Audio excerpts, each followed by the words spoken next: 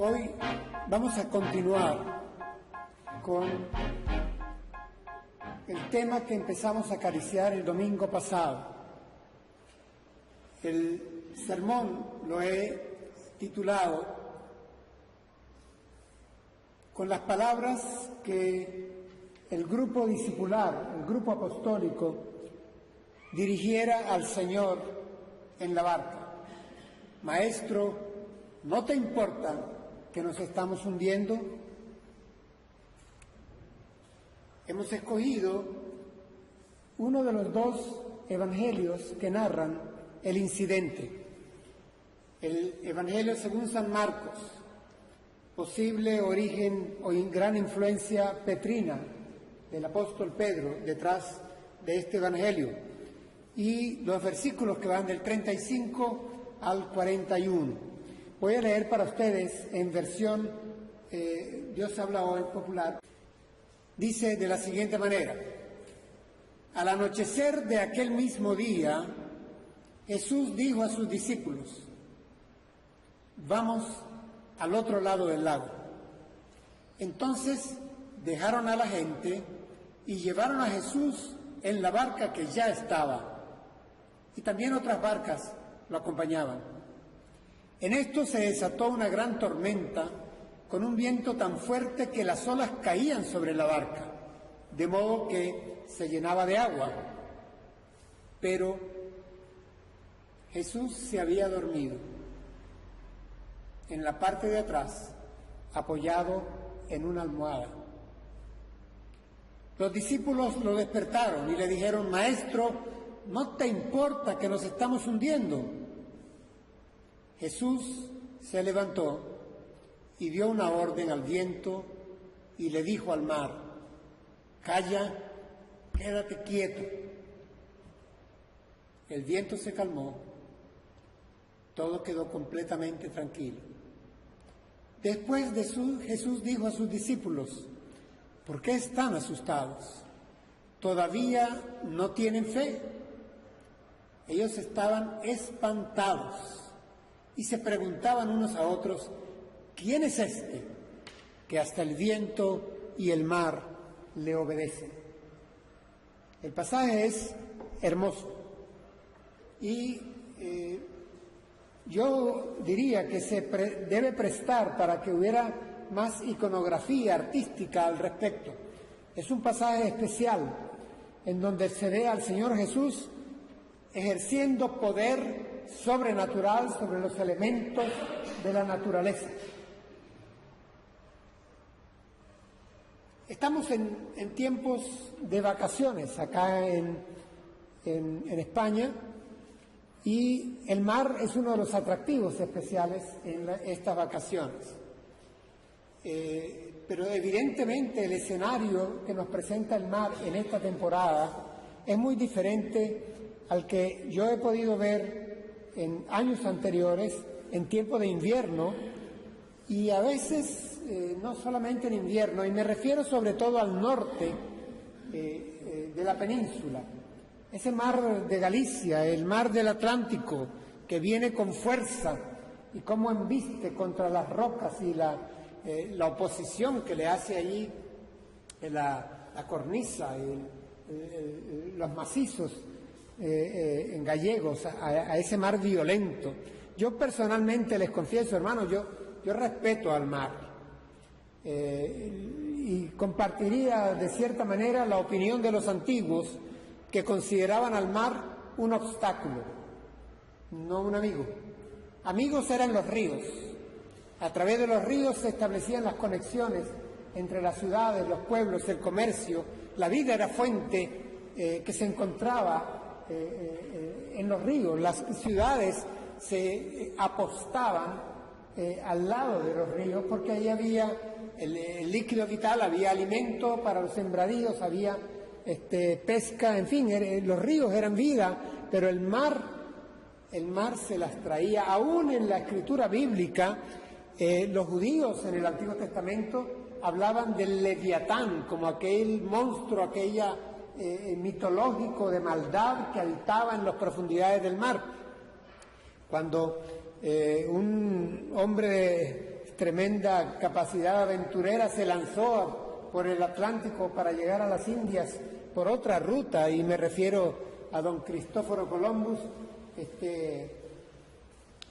Llenar esas 3 barcas fue asunto para gente de mucho coraje o que no le importaba lo que pudiera suceder. Los mares eran representados, y así los encontramos en los mapas antiguos, con serpientes, con cascadas que no tenían fin, donde la muerte podía esperar a cualquiera. El mar era, en cierta manera, un impedimento para que el hombre pudiera extenderse. Cuando llegaron aquí los romanos a la península ibérica, se fueron por el norte, y al llegar al extremo y ver el Atlántico, ese Atlántico al que me refería hace poco, con esa violencia, con esa fuerza y con esa inmensidad, dijeron: finis terrae, este es el fin del mundo, hasta aquí llegamos, y no avanzaron más.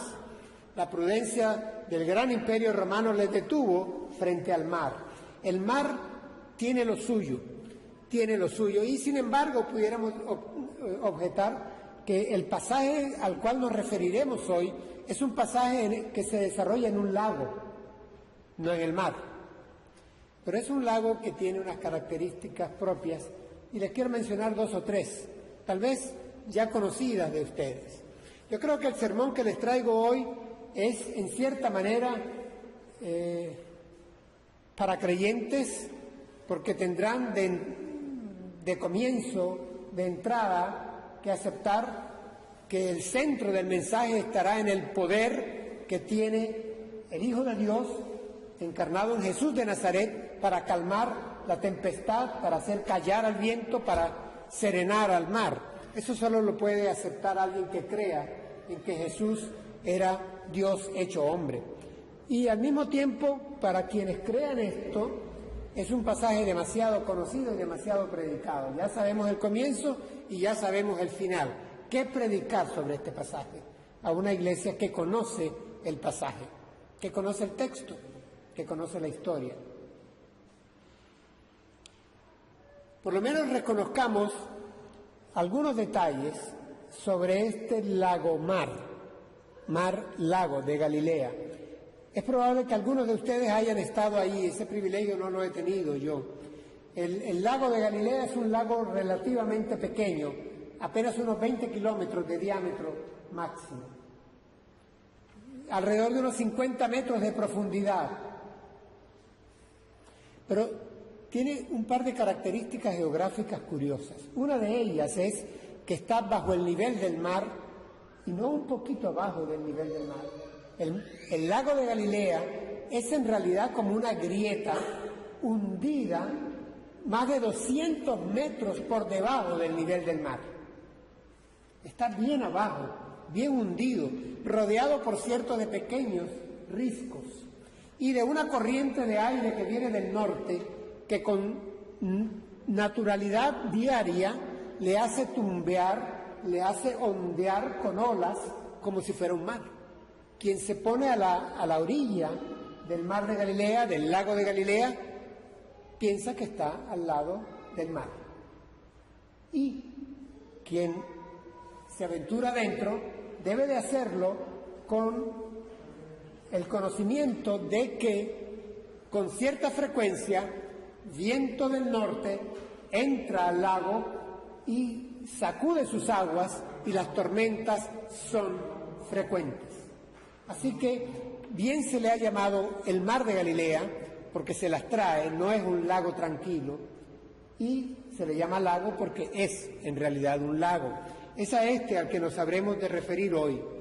El otro aspecto que quería mencionarles para que sea de provecho el sermón es que tratemos en lo posible de ubicar este pasaje en su tiempo y en su entorno, pero tratemos de montarnos en esa barca a la que nos vamos a referir. Tratemos de incorporarnos al escenario.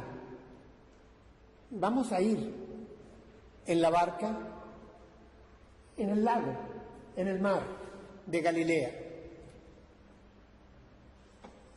Recuerdo hace muchos años, leí de un biblicista de hace un par de siglos, que a él le llamaba la atención el hecho de que El mar ofrece inestabilidad si lo comparamos con la tierra. Sobre tierra firme es como más fácil hablar de que yo me las valgo por mí y yo puedo. Pero una vez que nos montamos en una balsa o en un barco o en un bote y entramos al agua, el agua ofrece cierta inestabilidad. Algo así comentaba este hombre. Era un pastor, no era un teólogo, pero hacía reflexiones sencillas, interesantes. Y si hemos de pensar en que en esa barca entraremos nosotros y que de cierta manera el pasaje va a presentarnos como una travesía, símbolo de la vida, tendremos que aceptar que nuestra vida va sobre cierta inestabilidad que es propia del agua. Ustedes saben que el paradigma clásico para la vida cristiana es tomada desde tiempos del siglo I por el desierto del Éxodo. Nada placentero, por cierto. Y hemos tomado la tierra prometida como el cielo de Dios hacia donde vamos. Y el Egipto, la esclavitud en que nos encontrábamos bajo la maldad y el pecado y la ceguera espiritual. Y la vida, dependiendo de Dios y del maná y de la gracia del Señor, dentro de un desierto. La imagen de por sí es entonces también paradigmática. Y esta, aunque es corta, es también, a mi juicio, paradigmática de lo que puede ser, y a veces es, y muy probablemente por mucho tiempo es, nuestra vida cristiana, en la cual nosotros somos los pescadores. ¿Con quién está el Señor Jesús a la orilla de la playa enseñando? Con sus discípulos y una gran multitud. Sus discípulos se conocían este lago de los 20 kilómetros por los 12 kilómetros porque ellos vivían ahí, eran pescadores. Venid en pos de mí y yo os haré pescadores de hombres. Y ellos de entrada dejaron sus redes y le siguieron. Eran pescadores, eran hombres de oficio. Habían veteranos como Pedro y su hermano y el otro, y habían otros más jóvenes, pero eran hombres de mar, hombres de lago. Eran pescadores, no eran improvisados. Así que en su vida eran conocedores de lo que hacían con su barca en el lago. Algo así como lo que nos declaramos nosotros a cualquier edad. Esta expresión de mi vida es mía y yo hago con ella lo que me parezca, la hemos oído tal vez de parte de alguien, o tal vez nosotros la pronunciamos alguna vez. Yo sé lo que hacer con mi vida. Hubo alguien que lo dijo un poco más elegante y para una reflexión mayor: yo soy yo y mis circunstancias. Hablo de un eminente español, Ortega y Gasset. Pero lo cierto es que nosotros en cierta manera conocemos nuestra vida y conocemos cómo vivirla. El asunto es que a veces como que no nos va muy bien. Yo no sé si a ustedes les acontece, pero si voy a una consulta con un psicólogo o con un psiquiatra y el psiquiatra me empieza a hacer preguntas y, como bien dicen algunos, hasta se ve en algunas comedias, yo voy a pagarle a alguien para contarle lo que yo ya sé y lo sé mejor que él, para que él se medio entere y después me diga páguele a la secretaria y se va. No, pues ya yo sé lo que le voy a contar, ¿para qué voy a él? En cierta manera, nosotros somos pescadores, conocemos el lago, sabemos de pesca, es decir, nosotros sabemos de vivir. Aquí la mayoría estamos ya con varias décadas encima. No quiero decir que algunos tengamos el sol de espalda ya, pero todos sabemos de vivir, de navegar. La travesía en el mar, en el lago, no nos es algo que nos sorprenda. Hemos navegado antes. Por 50 años, por 40, por 30, por 60 años, por 70 años hemos navegado. Así que vamos a ver qué acontece según el pasaje. El pasaje comienza diciendo: al anochecer de aquel mismo día. ¿Qué había pasado ese día, hermanos? ¿Por qué el apóstol escribe, el evangelista, por qué escribe al anochecer de aquel mismo día? ¿Qué había pasado ese día? En la playa del lago, el Señor había estado enseñando. Su ministerio apenas había empezado. Y había empezado, como bien lo refieren 2 de los 4 evangelios, enseñando. Ese día había estado enseñando a una multitud. Salón de clase inmenso, al extremo de que él había tenido que montarse en una pequeña barca o en una barca para alejarse un poquito y que la multitud no lo hiciera entrar en agua. Así que él había estado enseñando todo el día.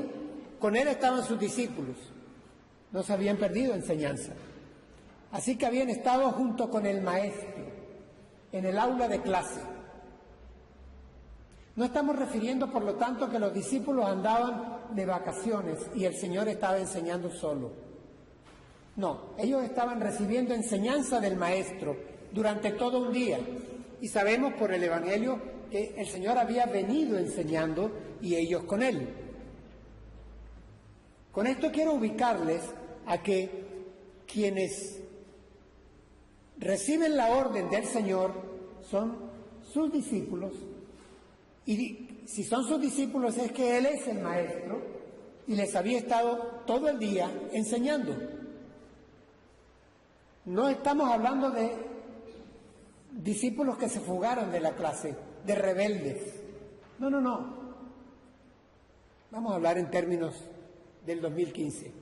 Eran hermanos en la fe, cristianos, que estaban sentados en las bancas oyendo la enseñanza del Maestro, oyendo la palabra de Dios. Estos llevan un día completo de un retiro intensivo, nada menos que con el Maestro con mayúsculas. Así que este es el grupo a quien el Señor le dice, vamos al otro lado del lago. Ya era el anochecer, ya no era más tiempo de enseñanza. Vámonos al otro lado del lago. ¿Qué hacen ellos entonces? Ahí dice, obedecieron. Entonces dejaron a la gente, a la multitud, y llevaron a Jesús en la barca que ya estaba, y también otras barcas lo acompañaban. Es decir, estamos frente a una iglesia que oye las palabras del Maestro y que además es obediente. Obedecieron al Señor. No estamos hablando de una iglesia desobediente, no estamos hablando de un grupo de discípulos que no obedecieron. A las orillas del lago el Señor le dice, ahora vámonos al otro lado del lago, y ellos le obedecieron. Llevaron a Jesús en la barca. Hasta ahora todo va bien, todo debe ir bien. La lógica diría que a los que a Dios aman y obedecen, todo les debe ir bien. Esta gente, estos discípulos obedecieron. Vamos pues, el Señor nos manda que crucemos el lago. Es de noche, vamos. El pasaje dice que en esto, y el mar de Galilea, el lago de Galilea, tiene las características de apenas unos 500 metros la profundidad del mar. Es decir, rápidamente se hace profundo, no es una playa para veranear. Ahí rápidamente viene la profundidad, pero cuando entran en la profundidad, ¿qué acontece?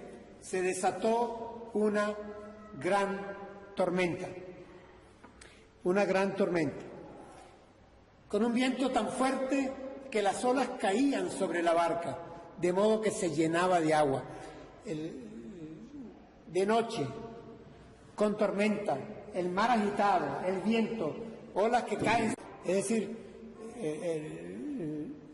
el escenario no es sencillo, es desagradable, hay una tormenta, hay problemas, pues. Empecemos a aplicarlo a nosotros, que estamos aquí en lo seco, en tierra firme.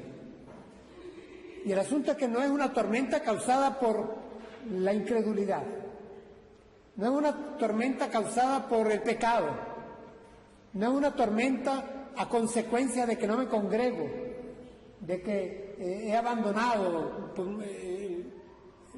no. Es una tormenta de las que se producen en el lago, aunque obedezcas, aunque el Señor esté contigo.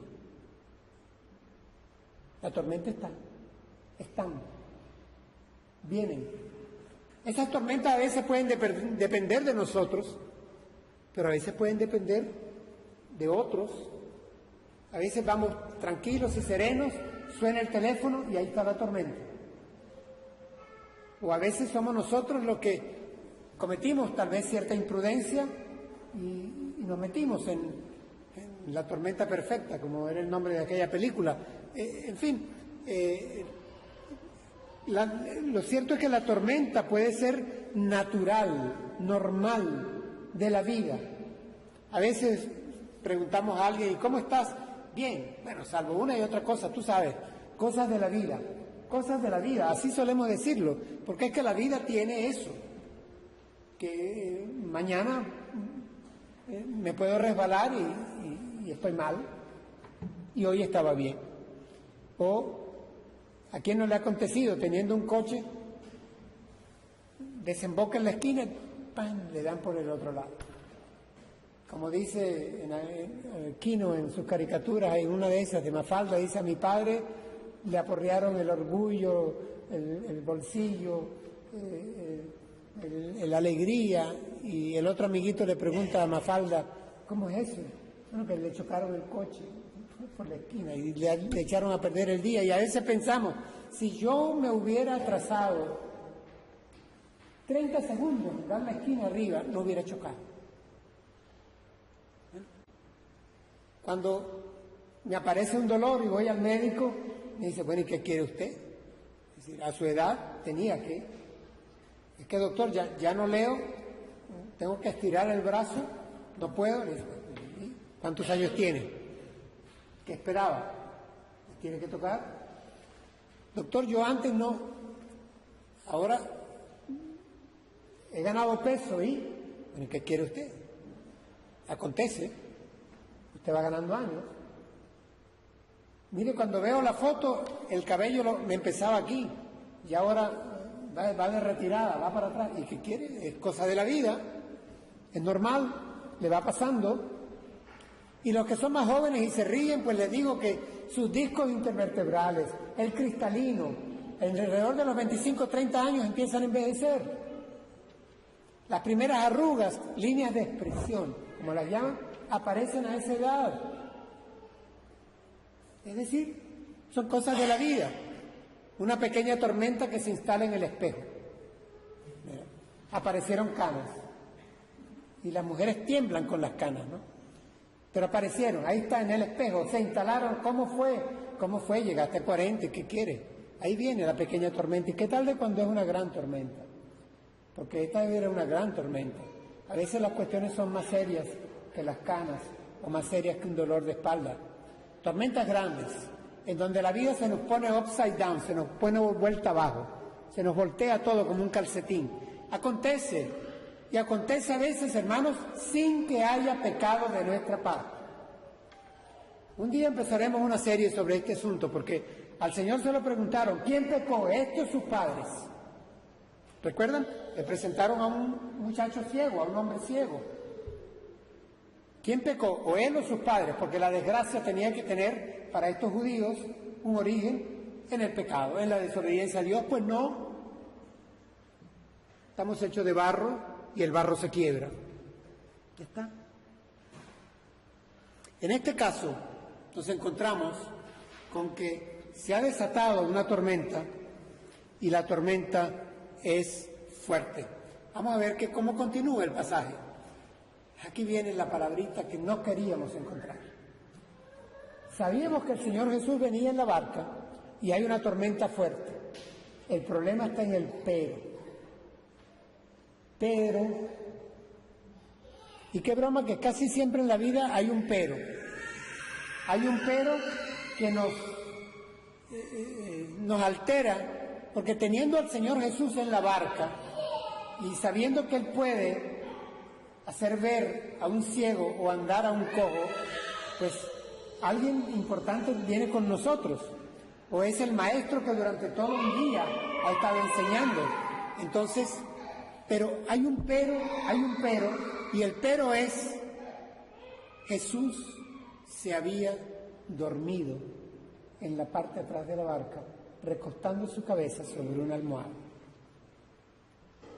La imagen nos recuerda aquel aspecto de la humanidad de Jesús.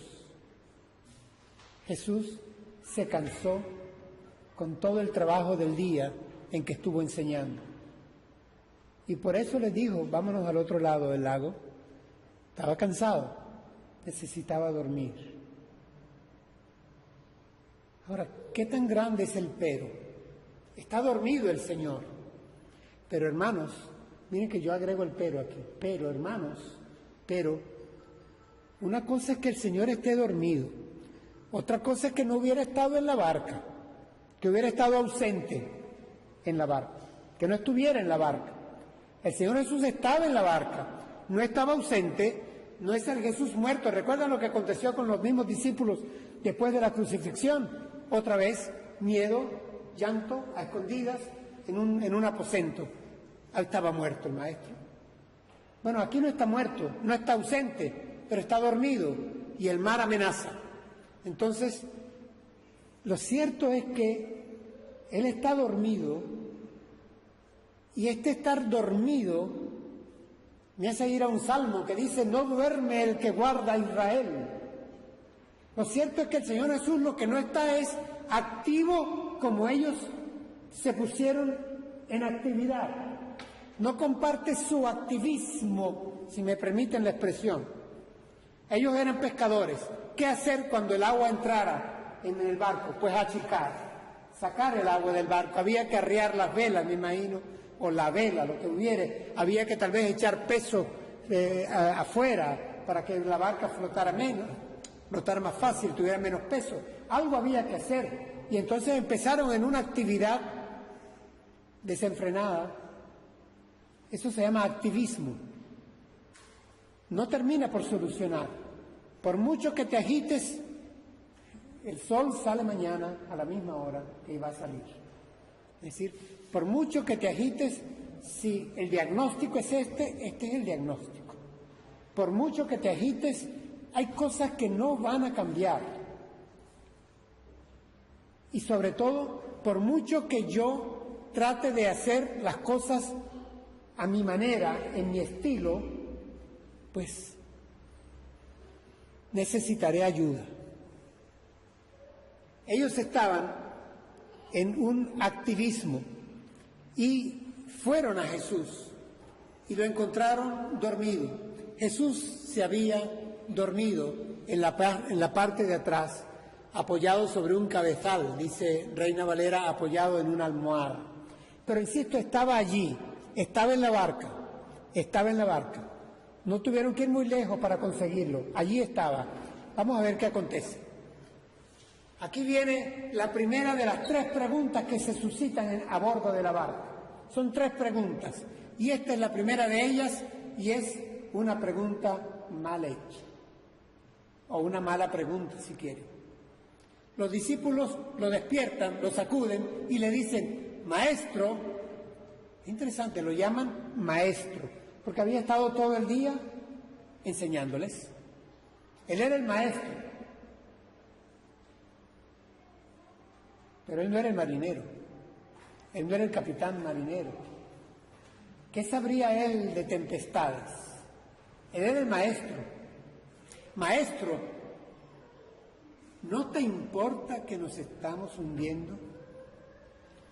La expresión es fuerte. La expresión es fuerte. Estamos en proceso de hundirnos. Estamos a punto de naufragio. ¿No te importa? Miren, vamos a actualizarnos nosotros para que esto aterrice. ¿Qué tiene que ver el Señor Jesús con mis niveles de colesterol? ¿Qué tiene que ver el Señor Jesús con mi cálculo en un riñón? ¿Qué tiene que ver el Señor Jesús con que se me olvidan las cosas, con que mi trabajo peligra, con que ¿Tiene que ver algo? ¿Sabrá el maestro de medicina? ¿Sabrá el maestro de economía? ¿Sabrá el maestro de psicología o de problemas por los que yo pueda atravesar? ¿Sabrá el maestro? Porque él es el maestro. Es decir, la pregunta tiene cierta lógica. Lo único es que fue hecha, a mi juicio, un poco golpeada. Es que no te importa que nos estamos hundiendo. Es decir, te vemos dormido, te vemos tranquilo. Nosotros estamos activos, ya no podemos más. ¿Será que los discípulos pensaron que en Jesús tenían uno más? Querían que él hiciera lo mismo que ellos y sería uno más. Cuando veo las películas del lejano oeste y veo que hay un incendio y cómo se ponen en cadena en aquellos tiempos, pasando un tobo de agua para que llegue allá y viene el otro tobo, que fuera uno más en la cadena de actividad. Bueno, tú que estás en la popa, en lugar de estar durmiendo, saque el agua que entra por la popa también. Uno más que trabaja. Hacerle un socio más de nuestro activismo, que también haga algo, un empujoncito más a nuestro estilo, de lo que nosotros sabemos hacer. Maestro, ¿no te importa? Maestro, maestro. La pregunta está mal hecha y es una mala pregunta y lo vamos a ver por qué. Pasemos a la siguiente lámina. Dice que Jesús se levantó y se puso a sacar agua. Enderezó un mástil que estaba doblado. Recogió a uno que se había resbalado sobre la proa. ¿Sí? No. Les dio una clase más, como las que había estado dando a la orilla del lago. Siéntense, vamos a tomar una clase sobre el origen de las tempestades o sobre quién creó las aguas. ¿Saben qué? Esta clase le faltaba a los discípulos. Jesús se levantó y dio una orden al viento y le dijo al mar: cállate, quédate quieto. Me gusta el griego. El griego dice que le puso un bozal. Dice, te embozalo. Le puso un bozal al mar. Ese quédate quieto, toma el bozal. Cállate, enmudece, dice Reina Valera. Cálmate. En griego hay otra palabra que dice relájate. Orden al viento, orden al mar. Pues yo pensé que él solo era un maestro, que daba clases todo el día. Resulta que quien viaja conmigo en la barca y duerme no es un maestro nada más y tampoco es un pescador como yo, que achica agua o endereza una vela. ¿Qué aconteció ante la orden del Señor? Dice, el viento se calmó y todo quedó completamente tranquilo. Aquí vuelve ese todo. A mí me gustan los absolutos, se lo he dicho a ustedes vez tras vez, y todo quedó completamente tranquilo. Yo no lo entiendo, pero esto no es obra de un maestro, esto es obra del Señor que hizo los cielos y la tierra. Aquí la clase que faltaba era que el Maestro Jesús es el Hijo de Dios, es Dios mismo con poder sobre el agua, sobre el mar, sobre el viento, sobre esa tormenta, sobre la impetuosidad de los elementos naturales. Esa clase faltaba, y esa clase faltaba, y la vamos a ver en la lámina siguiente, cuando surge esta calma. Ellos se asustan, están espantados. Dice que ellos quedaron espantados y se preguntaban unos a otros. Aquí hay un problema de identidad, hermanos. El problema de identidad, ellos lo reflejan en su pregunta. ¿Quién es este? ¿Quién es este? Estuvo enseñándonos todo un día, hemos aprendido de él, de su palabra, le hemos obedecido como maestro. Pero ¿quién es este que hasta el viento y el mar le obedecen. ¿Quién es este que hasta el viento y el mar le obedecen? Hermanos, yo solo quisiera llevarles hoy a que miremos bien a Jesús nuestro Señor. Miremos a Jesús, pero no le miremos solamente como el Maestro. Miremosle también como el Señor, el Dios con nosotros, el Emmanuel, el que todo lo puede.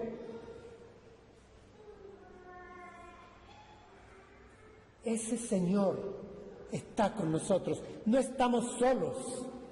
Recuerdo y puedo hablarles con propiedad, hace 50 años, en las universidades teníamos que trabajar con muchachos jóvenes, igual que nosotros en ese entonces, que nos hablaban de la soledad del hombre.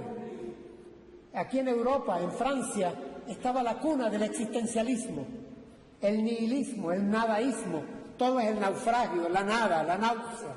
Es decir, ese sentir de que la vida no tiene un mañana, pues vivamos el presente, el comamos y bebamos que mañana moriremos.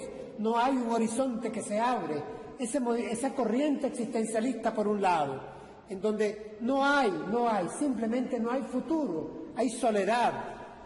Es decir, vamos a un estadio, vemos un juego y ya 2-3 minutos antes de que termine vamos corriendo porque mi interés es que el que yo tenía al lado, que gritaba igual que yo por el mismo equipo, él tiene otro coche y que no vaya a salir antes que yo y me vaya a trancar. Estábamos unidos mientras estaba el juego, estábamos uniformados con las mismas consignas, pero una vez que salimos, cada quien a su casa, como dice la canción de Joan Manuel Serrat. Se terminó la fiesta arriba en el pueblo y ahora cada quien a lo suyo. ¿Qué pasó? Éramos como una bolsa de esas metras, de esas canicas de vidrio, que cuando se rompe la bolsa estaban unidas y luego cada una salta por su lado. Ahí había reunión, pero no había unión, mucho menos unidad. Es decir, ustedes pueden ver en un estadio 60.000 personas coreando y cantando una misma cosa, o con una misma bandera para arriba y para abajo. En el menor momento en que se imponga una necesidad personal, el egoísmo surge y se acabó la unión. Yo quiero salir primero. Let's beat the crowd, como se dice en inglés. Déjenme vencer a la multitud, que yo sea el primer carro que salga, para que no me agarre esa fila larga de kilómetros que va después de un gran juego de 70.000 personas. El egoísmo surge de nuevo. Esa soledad del hombre, ese Dios no existe, solo existo yo y estoy solo, lo están viviendo a su manera, en un nihilismo nuevo, en un existencialismo hedonista. Hoy en día se reúnen para el botellón, pero después se van del botellón cada quien a lo suyo. Por los medios de comunicación, 3 millones entran a visitar una página. Y dice una cantante, yo tengo 20 millones de seguidores. ¿Qué te crees tú? Porque esos son los que entraron en Instagram o entraron en Facebook o en lo que sea, no sé. Yo tengo un amigo en Australia. Eso es lo que tú crees que tiene un amigo en Australia. Pídele dinero a ver si te lo va a prestar. Es decir, globalización, ¿verdad? No estoy solo. Tengo 250 amigos en mi teléfono. A la hora de la chiquitica no tienes ni uno. Tienes 2, tienes 3 y eres afortunado. La soledad sigue estando. Algunos ya estamos entrando en ancianidad. La generación envejeciente de la que nos habla Billy Graham. Y en la ancianidad empezamos a experimentar una vez más la soledad. Pues nuestros jóvenes sufren también de soledad.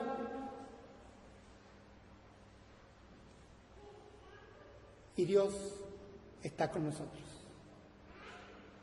El Señor Jesús está en nuestra barca. Que no nos contagie esa soledad. Recordemos que Él está junto a nosotros. Tal vez no está haciendo lo mismo que hacemos nosotros. Y quisiéramos que hiciera lo mismo, igual a nosotros. Pero no duerme el que guarda a Israel. Él está con nosotros. Él es nuestro Maestro.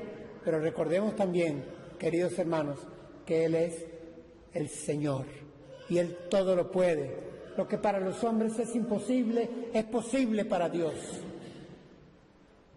Y si Dios está con nosotros, ¿quién contra nosotros?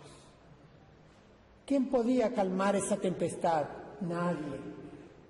Solamente Jesús, el Hijo de Dios, nuestro Salvador, nuestro Maestro y nuestro Señor.